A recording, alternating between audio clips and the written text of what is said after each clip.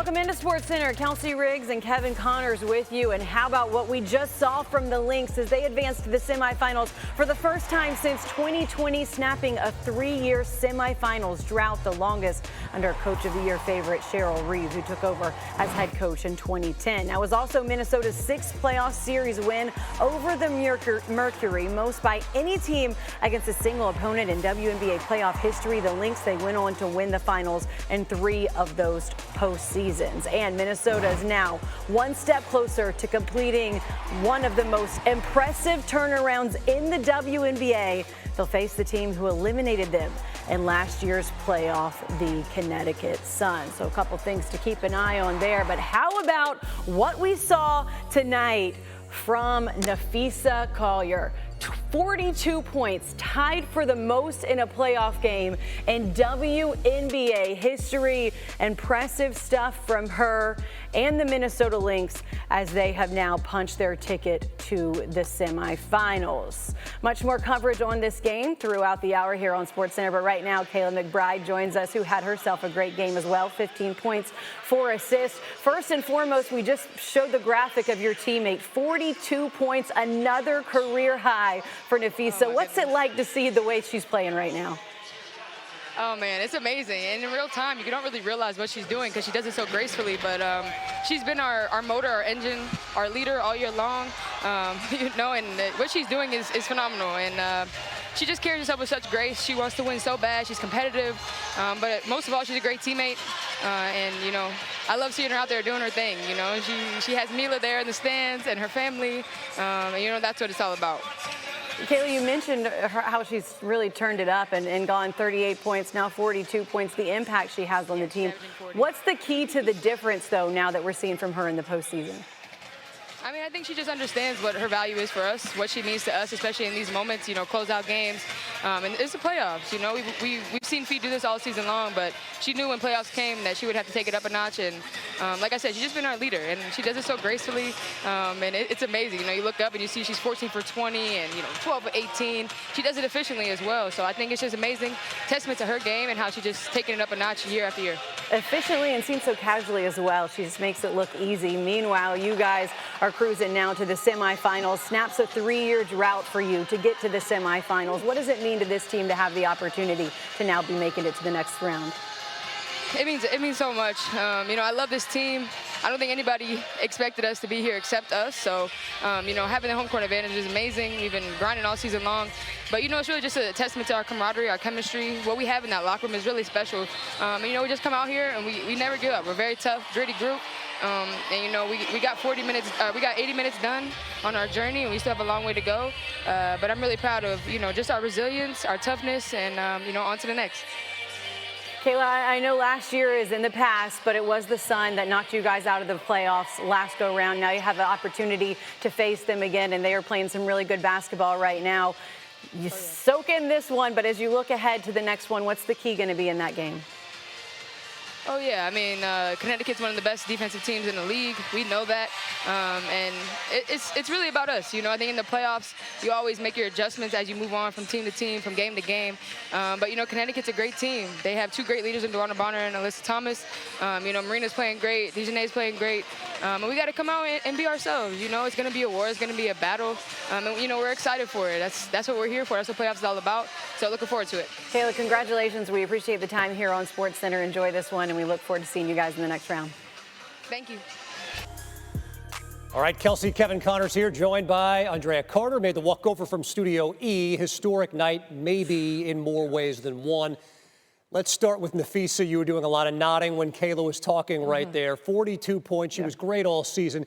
How do you put tonight into perspective? Well, I mean, it is just a picture-perfect moment for the entire season that Napheesa Collier has had. I mean, she was second in MVP voting for a reason. But what I was nodding to while Kayla was speaking, one, just happy for them, because when she said no one expected us to be here, I was one of them. I would not have told you that this Minnesota team would look like this at this time of year. But when she was talking about Napheesa Collier, when she said she does it with so much grace, that's the thing about Napheesa Collier. She never looks looks sped up. She never looks like she's in a hurry. She always looks like she is doing exactly what she wants and manipulating the defense. She can get her shot off from any angle. And the thing about Minnesota, they do the best job, in my opinion, offensively with their spacing and with looking to get their superstar the ball. They continuously find her in her spots, and then she has a skill set to turn that into points. Second best record in the WNBA all season long, 9-1 in September. They've been great.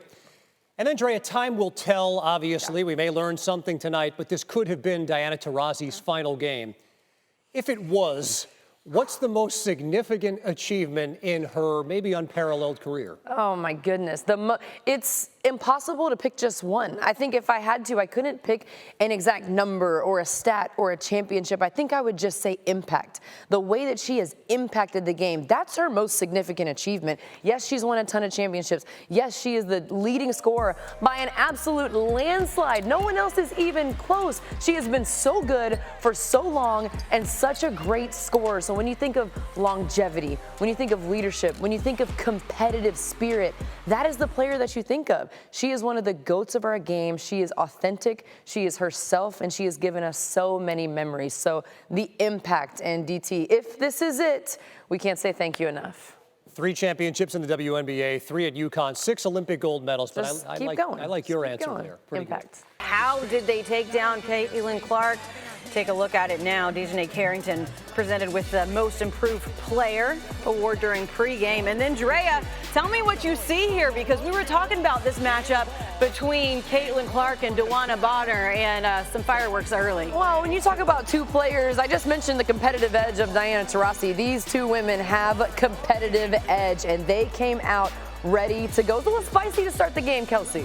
They exchange some words, then Caitlin Clark dribbles it up court. Of course, she knocks down the 3 over Bonner, and Clark was off to a quick start. Indiana up 9. You see, there's some drama. She's saying, get him out, because she's talking about a fan. So the ref calls over security. They point out the fan. Security asks to speak with the fan.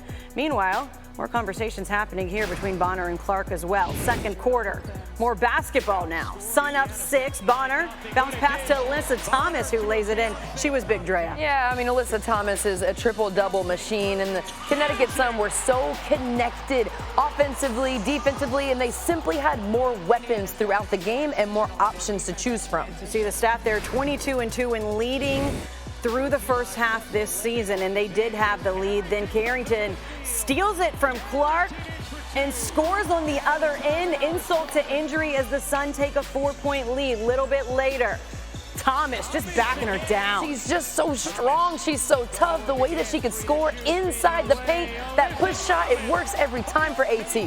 She was on a different level in the third. 10 points there. Sun leads 61-52. Then Thomas gets the ball in the paint. The foul as well. She is fired up.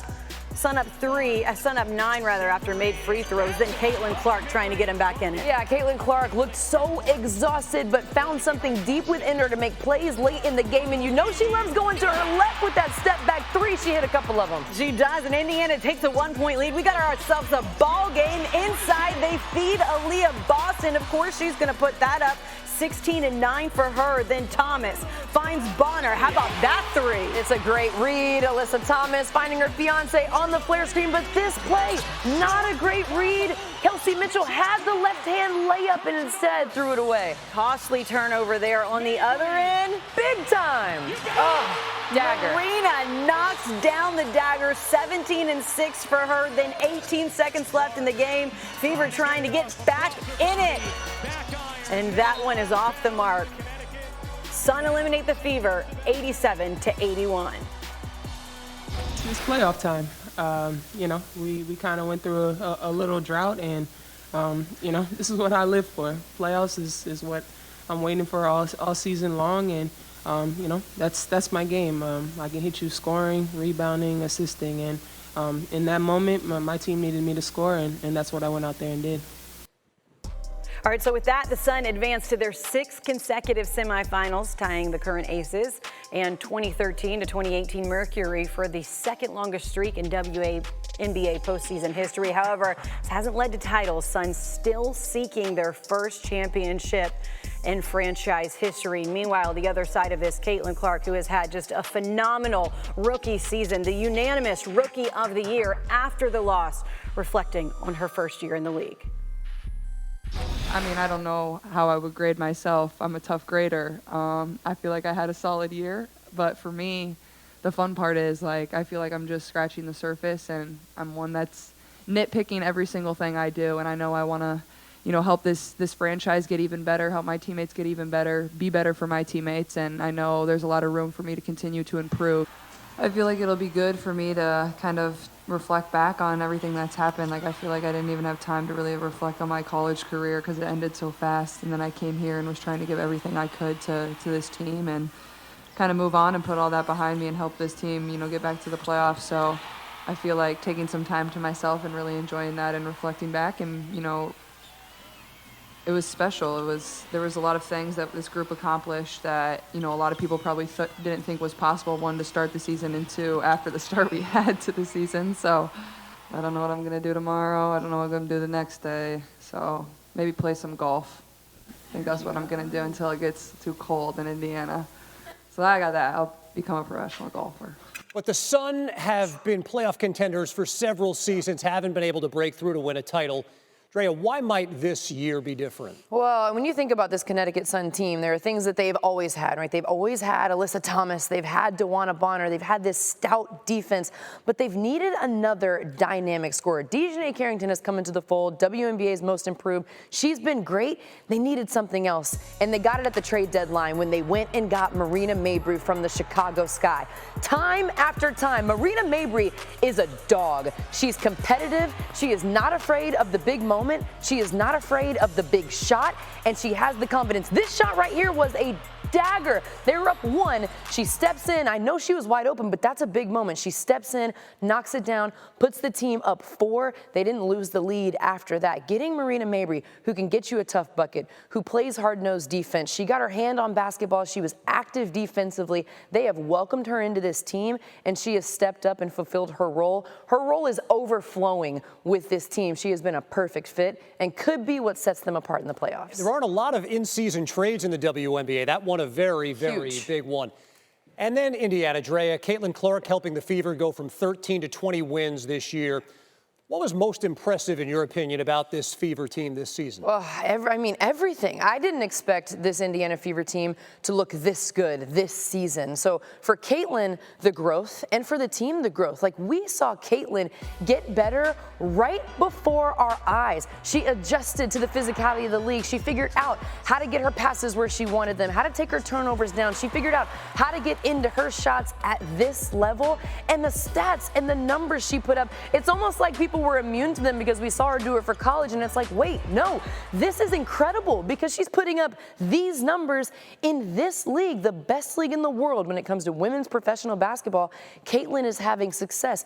Caitlin grew as a player, and the team grew around her. To watch Aaliyah Boston and Caitlin Clark and watch them find each other on the court. Caitlin Clark find Kelsey Mitchell while she's running down the floor, Timmy Fag-Benley. They changed their entire offensive system. They became a much faster team. Still room to grow in terms of their roster construction and in terms of their defense, but what a starting spot for this Indiana Fever franchise. After getting Aaliyah Boston, now getting Caitlin Clark, it's been a great fit, and this is, I know there are no moral victories, but this is a great start for the team. That's a great point. You think about the lessons learned, the experience in this postseason, it is a great point. So the semis are set, Lynx Sun, Liberty Aces.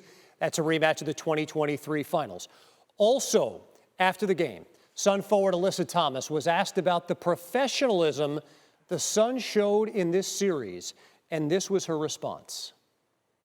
Honestly, it's been a lot of nonsense. I think in my 11-year career, I've never experienced the racial comments from the Indiana Fever fan base. You know, we had her face on a serious matter that happened in this world, and it's unacceptable, honestly. And yeah, there's no place for it, and we've been professional throughout the whole entire thing, but I've never been called the things that I've been called on social media, and there's no place for it. And you know, basketball is headed in a great direction, but Nah, we don't want fans that are going to degrade us and call us racial names. I mean, we already see what's happening in the world and what we have to deal with in that aspect. And, you know, we come to play basketball for our job and it's fun, but we don't want to go to work every day and have social media blown up over things like that. It's uncalled for, and something needs to be done, whether it's, you know, them checking their fans or this league checking. There's no time for it anymore. Now, in response to those comments, the WNBA issued a statement saying the WNBA is a competitive league with some of the most elite athletes in the world. While we welcome a growing fan base, the WNBA will not tolerate racist, derogatory, or threatening comments made about players, teams, and anyone affiliated with the league. League security is actively monitoring threat-related activity and will work directly with teams and arenas to take appropriate measures to include involving law enforcement as necessary. Ray, what's your reaction to that news? Well, my first reaction immediately is it's sad. It's sad that on an evening when we've had great performances from the teams that won, from the teams that lost, we've had great individual performances. We've got two teams advancing to the semifinals.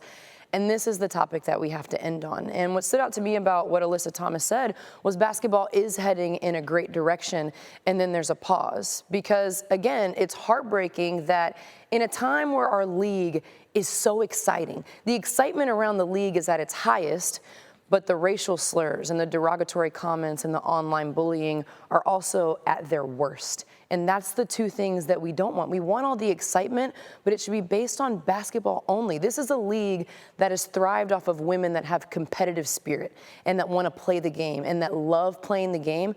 But it's also a league that's thrived off of women that truly take pride in inclusivity and diversity and welcoming others and protecting marginalized groups. And so there's no room for racism. There's no room for bullying. There's no room for derogatory comments.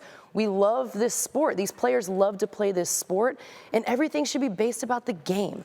Everything should be based about the game of basketball, because that's what these women love and that's what all of these women are here for. So the fans that are giving those racial slurs, that are giving those derogatory comments, there's no space for them. As much as we want this league to grow, we will grow slower if it means leaving those fans out of the mix. You're so connected to the game. How prevalent is this among the players you speak with? It is prevalent, and with multiple that I've talked to, it's similar to what Alyssa Thomas said in that it's higher than ever. I've talked to coaches, I've talked to players, I've experienced a little bit of it myself to a very small degree, where comments are being made that are completely unrelated to basketball. Personal comments, racial comments, but for the players specifically that lay it all out there on the line to have to deal with this, and the players that have to go out there, they challenge themselves physically, mentally, and emotionally to play at their best every single night, they shouldn't have to deal with this. And a lot of them have told me that it's more than they have ever experienced, and it's hard. It's hard to go out there and be your best and do your best and represent inclusivity and represent being competitive, and then deal with people tearing you down for who you are off the court and for the color of your skin. There's no place for it.